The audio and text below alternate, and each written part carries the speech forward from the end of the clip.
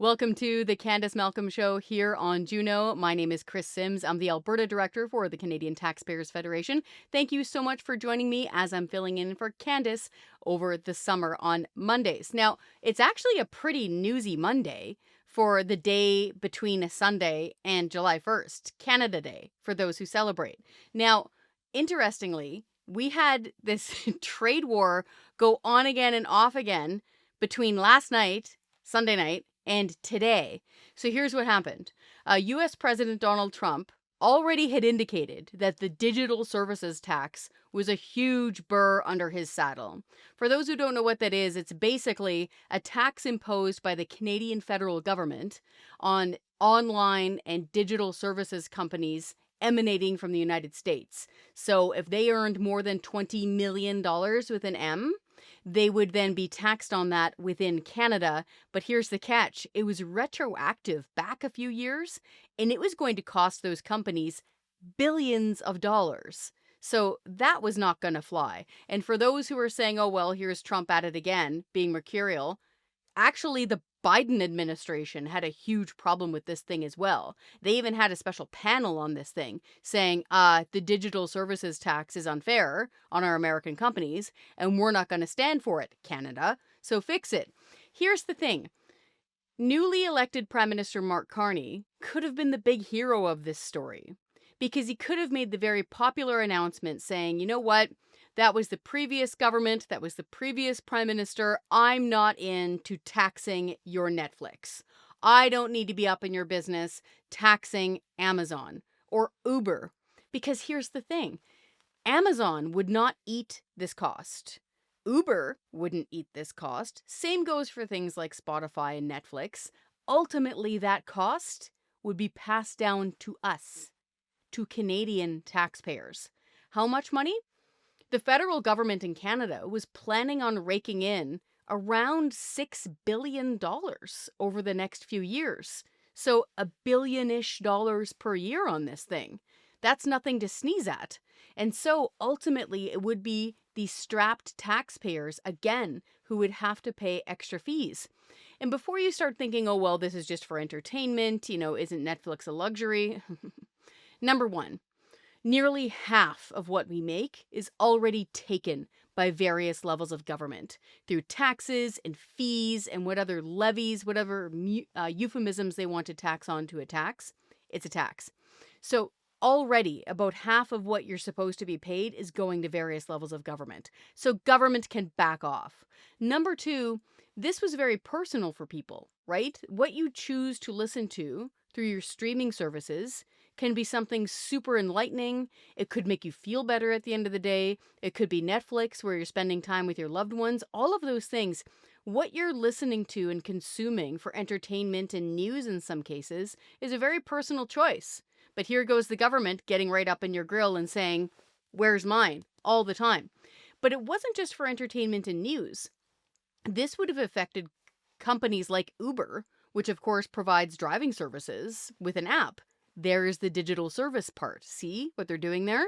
This would affect a lot of people, not just, everyday business commuters, but also seniors that don't drive anymore. So you're going to be taxing grandma for taking an Uber down to her knee appointment? Good job, guys. But here's where it gets ridiculous. Carney, this is an own goal for Carney. Carney could have seen this mess coming and avoided it earlier. At the end of the day, he had to eat a lot of crow on a Sunday night, okay, and back down to Trump. So this is going to cause a lot of tittering going through the Canadian media. Ultimately, this is a good news story because it means taxpayers and people who use these services won't have to pay for this. But going forward, pro tip for Prime Minister Mark Carney. The other thing you announced just before the last election was the carbon tax tariff, meaning a tariff, an import tariff, put on things coming in from countries that don't have national carbon taxes. Can you think of a country we trade with that doesn't have a national carbon tax? The United States. So if the digital services tax cost taxpayers or was about to cost taxpayers an arm and a leg and cause a trade war, what does Carney think his carbon tax import tariff on American stuff is going to trigger? and US President Donald Trump once he gets wind of this. So, pro tip, use this Netflix tax as a teachable moment for yourself and scrap the carbon tax tariff before this also blows up into a trade war. Got so much to talk about. We've got new polling data that has come out. We've got all sorts of cool stuff. There's also an announcement about the by-election actually happening in Alberta for realsies. So much to talk about, and we've got a great guest for that. Joining me will be Brian Lilley from the Toronto Sun. What does he think about all this? Let's find out. Joining me now from Saskatchewan is Brian Lilley. Brian, of course, is a Toronto Sun columnist, longtime member of the Parliamentary Press Gallery back in the day, good friend of mine, and host of the Full Comment podcast, which I strongly recommend people listen to. Insider baseball, but it's one of the very few I would describe as mainstream podcasts in Canada that I listen to. It's definitely worth it. Don't miss it. Brian, thank you for taking time at your undisclosed location, Compound Bunker in Saskatchewan. I'm at the outdoor bunker in Saskatoon, hiding out. Yes. I'm in Lethbridge, and there's really, I can almost see you from my house because, there's nothing in between us right now. Brian, I wanted to get your take on this enormous reversal coming from Ottawa, coming from Prime Minister Mark Carney on the digital services tax. My, how reality has bitten him. What was your take on this? We look like idiots. Carney could have looked like a strong leader if he had done the right thing last week. Instead, he did the wrong thing. The digital services tax, by the way, it was passed in June 2024, took effect then, and with the rule that it would kick in on June 30th, 2025, but be retroactive to 2022. So the Americans have always had problems with this. The Biden administration had started a trade dispute panel over this. They say it violates Articles 14.4 and Article 15.3 of the Canada-US-Mexico trade agreement. So they say we're in violation. We keep complaining that the tariffs that they're putting in are a violation of the trade agreement. Well, guess what? So is this. And we're in the middle of negotiations to try and get those tariffs lifted. And they said, give us a 30-day pause on implementing your digital services tax. And they said, no, we're going ahead with it. We decide what taxes will be in Canada, not you. And they said, all right, trade talks are off. All they had to do was say, we're suspending this. We're going to put it off while we negotiate in good faith. So the Americans canceled the trade talks, and at 10:06 p.m. Ottawa time on a Sunday night, they announced they're not just going to pause the implementation of the tax, they're going to rescind it. they How weak does that make us look? Carney, as I said, could have looked like the big man, like a good negotiator last week. Now he looks like Trump's puppet. Now, the elbows up crowd are still going to love it because he can reverse himself on any number of things and they're just going to love it. It's like the elbows up crowd have replaced the TrueAnon crowd. Dear leader can do no wrong. I'm trying to give this guy the benefit of the doubt. He's our prime minister. We're in a trade negotiation. We have to cheer for Canada, but continue to cheer for him, he's got to be doing good things. This is like cheering for your favorite hockey team when they score on their own net. You wouldn't do that. That's a great analogy. It's like, oh, well, at least he still scored. What have you done lately on the ice? It's like, come on, guys.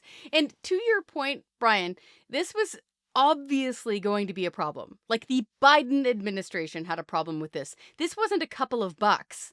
This was going to cost major American companies billions of dollars. So the retroactive payment, Kris, depending on who you listen to, was between 2 and 3 billion.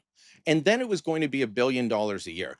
In the grand scheme of things, that is not a whole lot of money for the federal government. They spend more than 450 billion. No, actually more than 500 billion a year.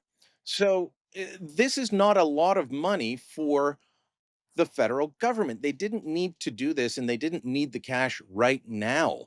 They could have put this off, but by not putting it off, by throwing the trade talks into disarray, all of those jobs in the auto sector, in manufacturing, in what are the other ones, in steel and aluminum, so think of where we've got steel plants. We've got them outside Montreal. We've got them in Hamilton, in Sault Ste. Marie, in Regina, in Edmonton. And then there's processors all over the place in smaller capacities. But those are the big steel plants. They're spread across the country. All those jobs, all the aluminum jobs, these are all put at risk, and the tariffs remained on.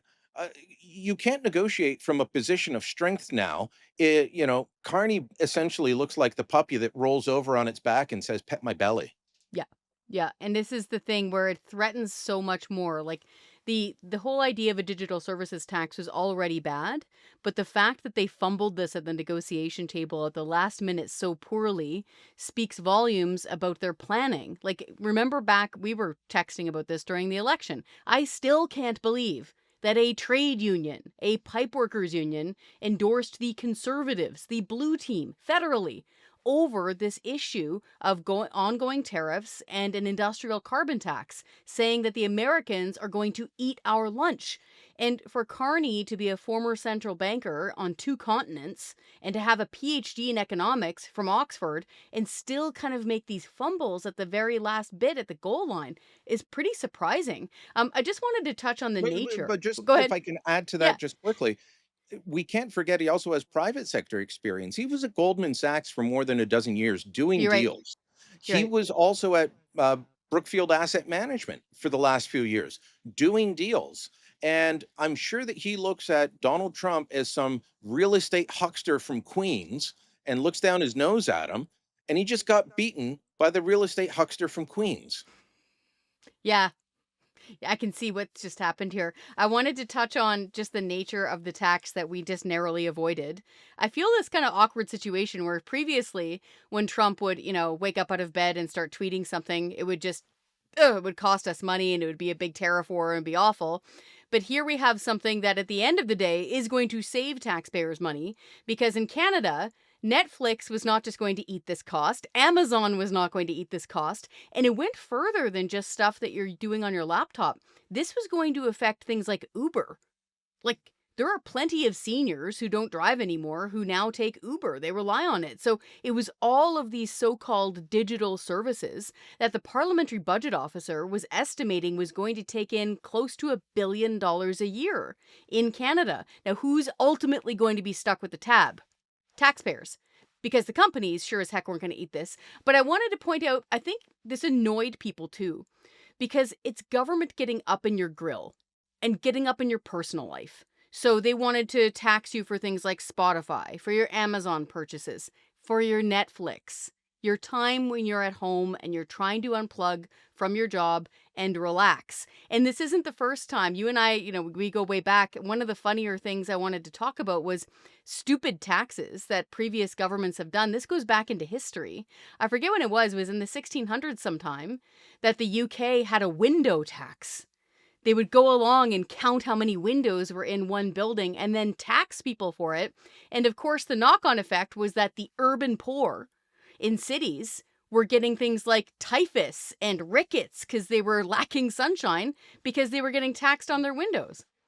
Well, people would block them up or cover them up. I remember being in Ireland a few years ago, and I'm on a tour, and our guide is pointing out some of these great stately homes that at one point you can see they used to have windows all over. We're talking big country manors, but they had so many windows, the tax would be so high that they boarded them up, and they still look like that hundreds of years later. It's awful.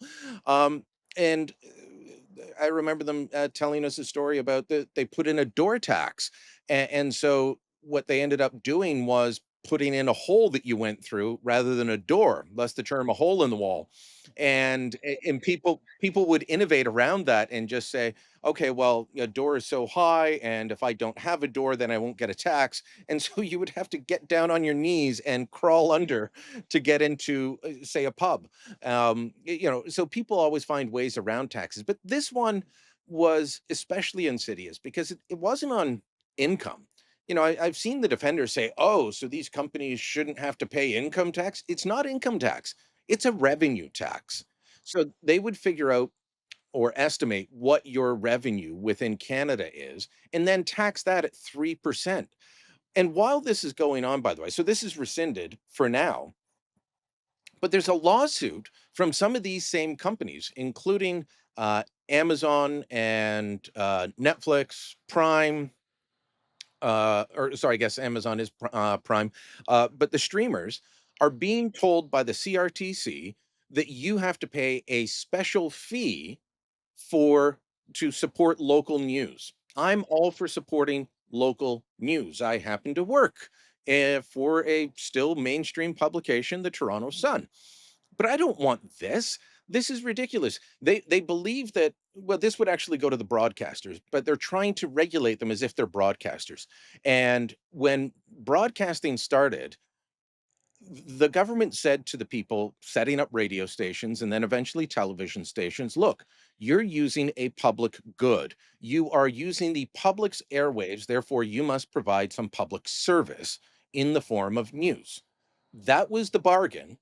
But these things are not using public good. They're setting up their own systems and broadcasting to us through their lines or lines that we pay for elsewhere. They should not be having to pay for this. And the CRTC has no ability to impose a tax, but they're claiming it's not a tax, it's a fee, and therefore they can just make this up. So there's a lawsuit going on. What do you think Donald Trump's going to say when he finds out about that one? There are so many, these are all Trudeau era problems, Trudeau era mistakes of trying to regulate every part of online life that the Carney government could easily walk away from, and they've chosen not to do it. Thankfully they're walking away from this. Let's hope they stay away from this. But the online side and the regulations, the fees, the taxes that the Trudeau government wanted to impose has been a major irritant for both parties in the United States.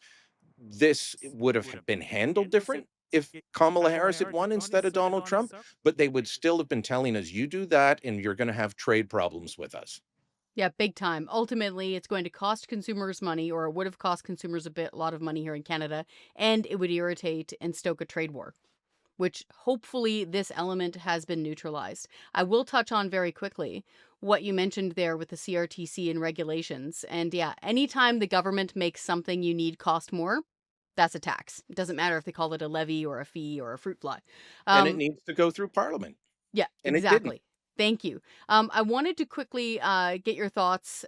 We did have a poll that was exclusive to Juno News by One Persuades. That is Hamish Marshall's outfit. For folks who don't know Hamish Marshall, who's a friend of the program, of course, he's very good at analyzing data down to like the ground level writing, like granular level. Interesting. I don't see much movement. Just generally speaking, when you take a look at national numbers, Liberal Party right now is at 43%, down from 44%. Conservative Party at 39%, down slightly from 41%. NDP has resurrected itself by 1%. They're at 7%, up from 6. I can't believe I'm saying 6 for the NDP. Any quick thoughts, Brian, on what I kind of see as kind of placeholder numbers in the middle of a honeymoon with a new prime Yeah, minister? there's not much going on. Yeah. I know Nanos has tried to say that the conservatives are down at 33% and Carney's holding his own, and some people try and read too much into that. Uh, Hamish's numbers from One Persuades, they're very similar to Abacus Data and David Coletto. So anyone that wants to discount and say, well, Hamish helped run Andrew Scheer's campaign, he's a conservative, Abacus and Hamish have essentially very similar numbers. I think the public is giving Mark Carney the benefit of the doubt so far. How he's handled this between Friday and today may change that, but people have been willing to be like me and say, okay, the election's over. He won. You got to hope for the best and hope he can fix things like he's promising. But I don't think that that means bottom's falling out for Pierre Poilievre and the Conservatives. Speaking of which, it is now official. There is going to be a by-election in Alberta in Battle River Crowfoot on August 18th. So the Prime Minister did keep his promise and called it very soon. You'll be able to see that from your compound there in Saskatchewan because there's nothing in between you. Well, I'll be heading out to Calgary soon for Stampede, and hope to see a lot of good conservatives out there and get a sense of what's going on in Alberta. All Uh, right, they're coming for they're you, Brian. they're Talk to you coming soon. for me. Thanks for joining us. So definitely a busy Monday sandwiched between Sunday and Canada Day. Thank you so much for watching. Make sure that you have a great time with your friends and loved ones tomorrow on Canada Day. If you're able to take some time out of your busy work schedule, please enjoy yourself. We get so little sunshine in Canada. I hope you have good weather wherever you are in this country. And for more on what we just talked about with Brian, because there's quite a bit going on, head on over to junonews.com. And even better, subscribe, because then you're going to be getting the real deal. Once again, thank you so much for watching. We'll be back next time. You're watching Juno News, Canada's fastest growing independent news network. Our team works day and night to bring you nationwide coverage of the issues that matter, honest reporting of the stories that put Canadians first. From far and wide, Juno is doing the work to turn the dial in the right direction, bringing you the news from the field and in the studio. Wherever it takes us, we get the job done. For you and for Canada. Help us replace the CBC. Subscribe today at junonews.com.